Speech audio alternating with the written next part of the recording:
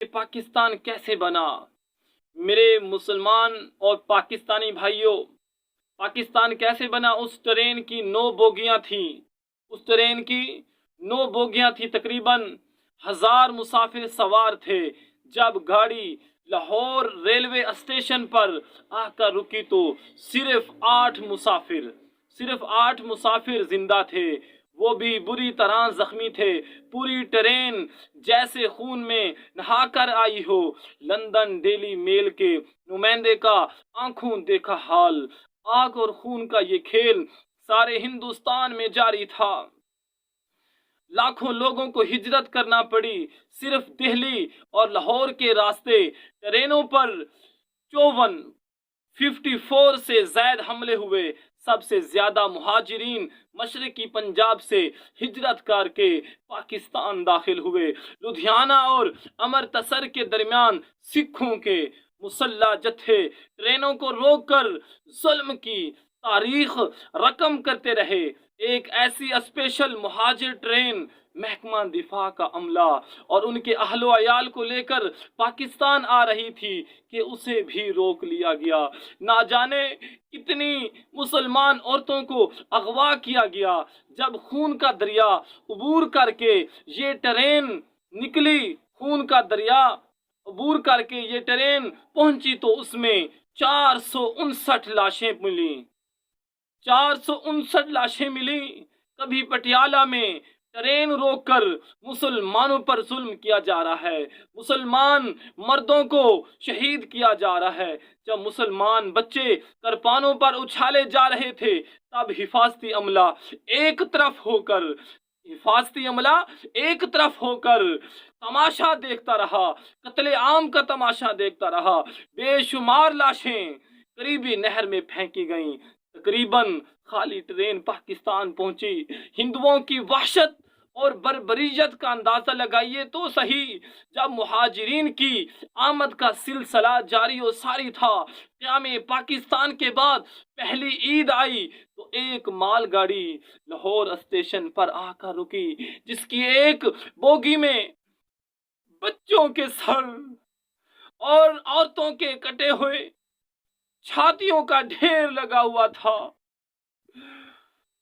پاکستان کے لیے عید کا تحفہ جب یہ لایا گیا، میرے آقا کے غلاموں، جن مسلمانوں نے دیکھا ہوگا ان کا کیا حال ہوا ہوگا۔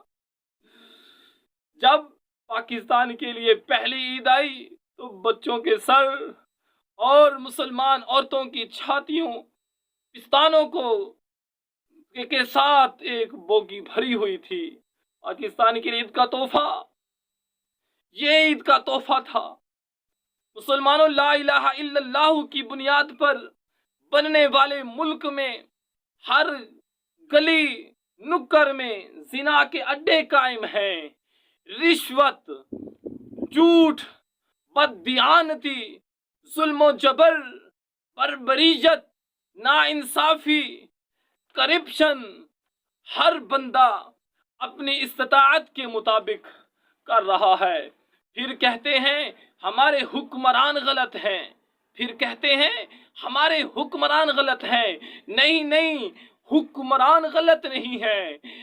دین محمدی صلی اللہ علیہ وسلم نے واضح کر دیا، جیسے قوم ہوگی ویسے حکمران ہوں گے، جیسے قومیں ہوں گی ویسے ہی حکمران ہوں گے۔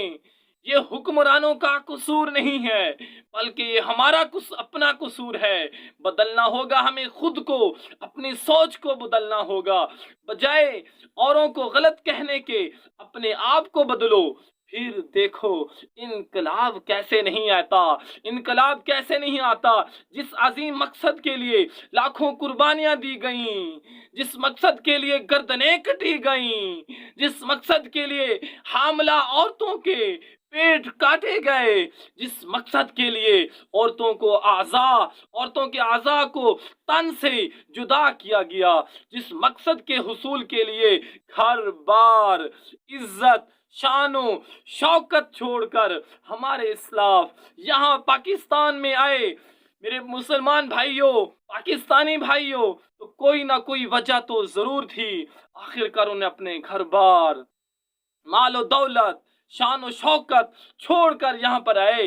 कोई ना कोई वजह तो जरूर थी। क्या ऐसे ही लाखों अफराद ने दरिया को अपने अजीम दरियाओं को अपने अजीम लाशों से भर दिया।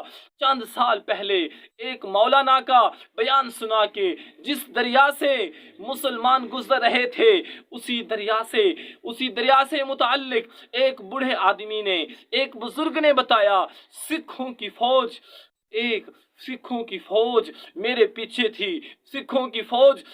पीछे थी। मैं घबराया, खौफे मखलूके खुदा, और आगे सामने दरिया था, सामने दरिया था, आगे अल्लाहु अकबर, आगे सामने दरिया था। मेरे आका के गुलामों, गौर से सुनिएगा उस बुजुर्ग बूढ़े के मुतालिक जो उसने बताया है। सिखों की फौज मेरे पीछे थी, खौफे मखलूके खुदा, आगे दरिया देखकर जहां घबराया, लेकिन ईमानी गैरत और अल्लाह पर तवक्कुल की वजह से मैंने दरिया को अबूर करने का फैसला किया। अल्लाह का नाम लिया और दरिया पर पांव रख दिया। अल्लाह का नाम लिया, दरिया पर पांव रख दिया। कहा कि शुरू से आखिर तक लाशें ही लाशें थी। वल्लाह, अल्लाह की कसम, मैं लाशों पर पांव रखते हुए मैंने दरिया को अबूर किया।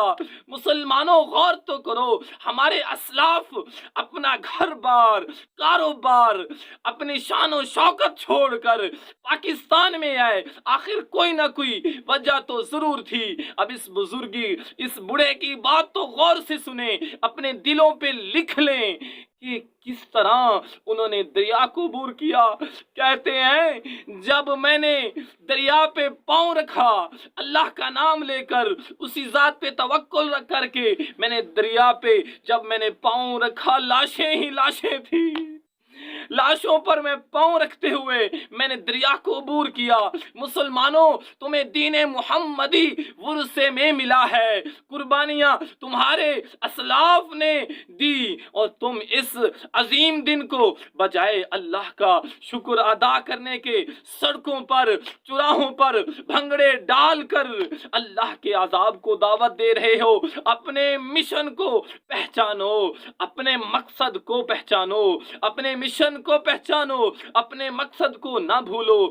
यहाँ इस्लामी निजाम और खिलाफती निजाम के लिए उठ खड़े हों। हमारे असलाफ ने इसलिए कुर्बानियां नहीं दी कि यहाँ पर नाइंसाफी हो, कत्लो गारत हो और गरीब भूख से मर जाएं। वजीर मशीर ये लोग अयाशा करते रहें, मुल्क हमारा तबाह बर्बाद हो जाए, मुल्क का दिवालिया निकल जाए। अब हमने मुल्क को बचाना है, उसका एक ही जरिया है, यहाँ इस्लामी निजाम लाना होगा, यहाँ पर इस्लामी निजाम लगाना होगा। खिलाफती निजाम के लिए पाकिस्तानी उठ खड़े हों, वगरना ये लोग हमें जीने नहीं देंगे। यहाँ पर गुरबा, गरीबों का कोई नहीं होगा, इंसाफ किसी को नहीं मिलेगा। अगर आप चाहते हैं हमें इंसाफ मिले तो फिर हमें इस्लामी निजाम को लाना होगा, हमें खिलाफती निजाम को लाना होगा। मेरे मुसलमानों और पाकिस्तानी भाइयों, हमें हिम्मत करनी होगी। क्यों हिम्मते मदद खुदा, हिम्मत इंसान करें तो मदद इंशाअल्लाह मेरे रब की तरफ से आ जाए।